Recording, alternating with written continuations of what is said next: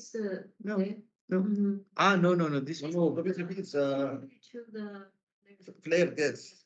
flares. So not this one, but why LH? Okay. Go down, go down. Go down go to the level. Go to the level. Level high. Yeah, this one. Yes. 06. No, this is tank. This 709. 70901. Yeah. This is already tank. No, just go No, to no, the no. level high for No, the. Yeah, Oh, stripper yeah. only. Yeah, yes. Level High high. level. Less flow, no less fuel gas, less inhibitor, less water, more flow, reverse flow, rejected flow, It's directed temperature. more pressure, more level. Yeah, more level is see. This is what is talking deadheading of the pump. It's there. Now, loop failure. Oh, it's there. Very sure of it. But here we have not taken the LAH.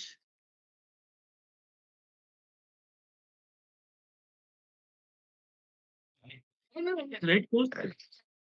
It's LS, it is only, no, because it's malfunction of the loop. And this LAH is part of the loop. So Yeah. this is same LCB, right? Same LCB malfunction. Yes. That's why they put only LSDH. But for our alarm, we'll put it there, right? Because there are some other causes. It can be inadvertent closure of manual valves. Yeah, we say any blockage in Right. right? So, or malfunction of the control valve, not necessarily loop. Or any blockage. Or It's any a potential. fully open, fully closed of this valve, right? Yeah. Yes. So ultimately, if this LH is high, what will happen? Liquid carryover. Correct? If the LH malfunction and operator doesn't take action, the liquid valve carryover, right? Yeah, liquid carryover. So what will happen? Process upset? It's a process. Go to the, I think, go back to our, Production. go to our HAZO. Yeah. Yeah. Yeah, production loss, right? The pump will damage also because there is a pump downstream. So you will lose the suction of the pump, right?